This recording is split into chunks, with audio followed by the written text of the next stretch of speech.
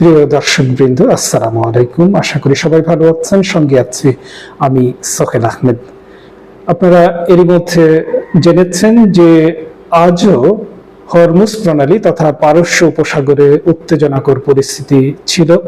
আজ খুব ভোরে আমেরিকার MQ-1 মডেলের একটি ড্রোন ইরানের আকাশসীমায় ঢোকার পর ইরানের সশস্ত্র বাহিনী সেটিকে ভূপাতিত করেছে।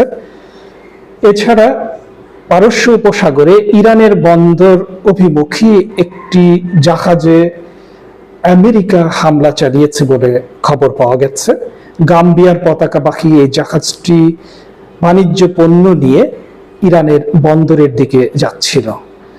আমেরিকা দাবি করেছে যে ইরানের বিরুদ্ধে যে নৌ অবরোধ রয়েছে সেটাকে সেই অবরোধের অংশ হিসেবে তারা এই জাহাজটি আটকে দিয়েছে। সেই জাহাজের মোটরে হামলা হয়েছে, অর্থাৎ ইঞ্জিনে হামলা হয়েছে এবং ইঞ্জিন বিকল হয়ে গেছে বলে খবর পাওয়া যাচ্ছে। এর আগে গত কয়েকদিনে ইরান একটি MQ-9 মডেলের ড্রোন ভূপাতিত করেছে। আমেরিকার F-35 জঙ্গি বিমানে গুলি ছুড়েছে। পাশাপাশি ইরানের বন্দর আব্বাসে আমেরিকা যুদ্ধবিরতি লঙ্ঘন করে হামলা চালানোর পর ইরান ওই অঞ্চলের একটি গুরুত্বপূর্ণ মার্কিন ঘাঁটিতে হামলা চালিয়েছে। সেই হামলায় 2 জন মার্কিন সেনা আহত হয়েছে। কোন সূত্র বলছে 5 জন মার্কিন সেনা আহত হয়েছে এবং 2টি বিমান ক্ষতিগ্রস্ত হয়েছে। এই অবস্থায় ইরান সাগরে বড় ধরনের যুদ্ধের জন্য প্রস্তুতি নিচ্ছে। সেটার প্রমাণ পাওয়া যাচ্ছে গত রাতে ইরান তেহরানের ইনকিলাব স্কয়ারে একটি স্পিড বোট উন্মোচন করেছে, যেটিকে বলা হচ্ছে ইরানের সবচেয়ে দ্রুতগামী speed boat, attack speed boat. সেখানে 2টি ক্রুজ ক্ষেপণাস্ত্র উৎক্ষেপণের ব্যবস্থা রয়েছে। 700 কিলোমিটার পাল্লার এই ক্রুজ ক্ষেপণাস্ত্র 3 মিটার উঁচু ঢেউ থাকার পরও সেই ঢেউয়ের উপর থেকে উৎক্ষেপণের ক্ষমতা রাখে। এটা অনেক বড় বিষয়। নৌ যুদ্ধের ক্ষেত্রে এ ধরনের নৌযানগুলো গুরুত্বপূর্ণ ভূমিকা রাখে। পাশাপাশি ইরান এর আগে ডলফিন সাবমেরিন উন্মোচন করেছে।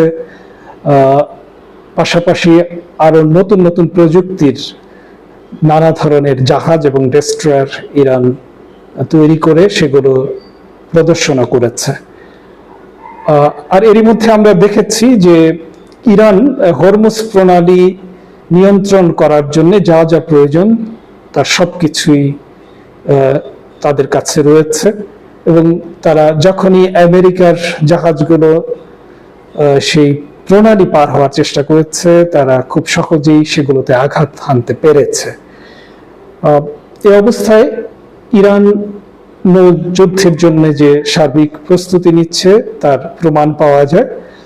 এরই মধ্যে ইরানের জাতীয় নিরাপত্তা পরিষদ, যেটি নিরাপত্তা ক্ষেত্রে যুদ্ধের ক্ষেত্রে সর্বোচ্চ পরিষদ হিসেবে বিবেচিত, সেটার মুখপাত্র বলেছেন যে হরমুজ প্রণালীর উপর আমাদের পূর্ণ নিয়ন্ত্রণ থাকবে এবং দৃঢ় শক্তি দিয়ে সর্বাত্মক প্রচেষ্টার মাধ্যমে আমরা সেটি বর্তমান সময়ের মতো আগামীতেও নিয়ন্ত্রণ করে যাব। এক্ষেত্রে কোনো ব্যত্যয় ঘটবে না। এদিকে খবর এসেছে, নিউ ইয়র্ক টাইমস জানিয়েছে যে ইরান ও আমেরিকার মধ্যে যে চুক্তি সইয়ের কথা রয়েছে সেটিতে পরিবর্তন এনেছে ট্রাম্প প্রশাসন। তারা সেখানে কিছুটা পরিবর্তন এনে সেই টেক্সটটি আবার ইরানের কাছে পাঠিয়েছে। সেখানে কি ধরনের পরিবর্তন আনা হয়েছে তা নিশ্চিত করে বলা যাচ্ছে না। তবে ট্রাম্প সেখানে যেসব পরিবর্তন এনেছে সেগুলো ইরান মেনে নেবে কিনা তা এখনো স্পষ্ট নয়। নিউ ইয়র্ক টাইমস বলেছে যে তারা যতটুকু জানতে পেরেছে নতুন যে বা সংশোধিত যে প্রস্তাব বা চুক্তি, খসড়া চুক্তি, সেটিতে হরমুজ প্রণালী স্থায়ীভাবে খুলে দেওয়ার উপর জোর দেওয়া হয়েছে।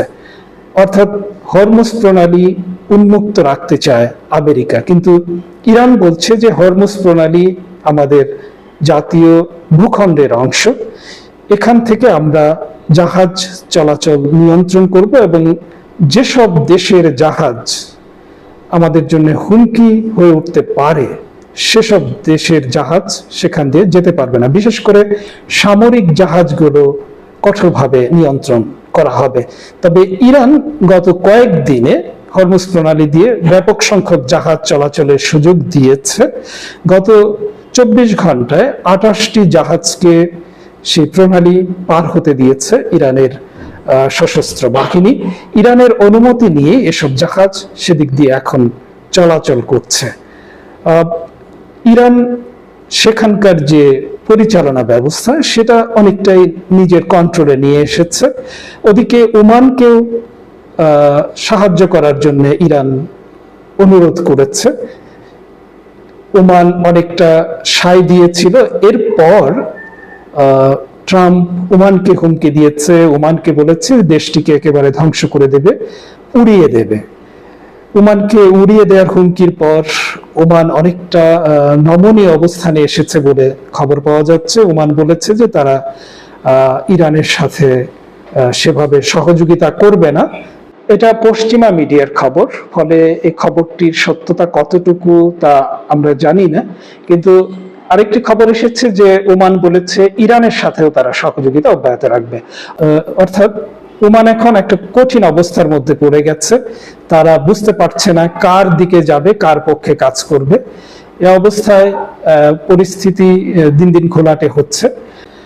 ওদিকে ইরানের সর্বোচ্চ নেতা সৈয়দ মুস্তাফা খামেনি তার শ্বশুর শিক্ষাবিদ হাদ্দাদ আদেলের মাধ্যমে জাতির কাছে একটি বার্তা পাঠিয়েছেন। তিনি বলেছেন যে ইরানের জাতির মধ্যে যে ঐক্য ও সংহতি দেখা দিয়েছে সেটাকে ভণ্ডুল করার জন্য শত্রুরা চেষ্টা চালাচ্ছে এবং ইরানের ভেতরেই কিছু লোককে দিয়ে আমেরিকা, ইসরায়েল নিজেদের মধ্যে দ্বন্দ্ব বাঁধিয়ে প্রতিদিন প্রতি রাতের যে সমাবেশ, মিছিল, সংহতি মিছিল, সেটাকে নষ্ট করার চেষ্টা চালাচ্ছে। তিনি তার শ্বশুরের মাধ্যমে এই বার্তা পাঠিয়েছেন যে জাতি ঐক্যবদ্ধ থাকে, অন্যের মাধ্যমে কোনো ধরনের ষড়যন্ত্রে পা না দেয় এবং এই ঐক্যই পারে শত্রুর মোকাবেলায় চূড়ান্ত বিজয় ছিনিয়ে আনতে। আমরা দেখতে পাচ্ছি প্রতিদিনই ইরানে সমাবেশ হচ্ছে, প্রতি রাতে হাজার হাজার মানুষ বিভিন্ন স্কয়ারে সমবেত হয়ে ইরানের সরকারের প্রতি সমর্থন জানাচ্ছে এবং আমেরিকা, ইসরায়েলের যে অপকর্ম, আগ্রাসন, এটার বিরুদ্ধে প্রতিবাদ জানাচ্ছে এবং তারা ঘোষণা করছে যে যুদ্ধ আবার শুরু করে তারা সবাই মিলে সরকারের পক্ষে অবস্থান নিয়ে ইরানের কে রক্ষার জন্য প্রয়োজনে জীবন দেবে। তারা প্রতিদিন সরকারের পক্ষে সমাবেশ করছে এবং যুদ্ধের জন্য প্রস্তুতি ঘোষণা করছে। আমাদের সঙ্গে থাকার জন্য সবাইকে অসংখ্য ধন্যবাদ।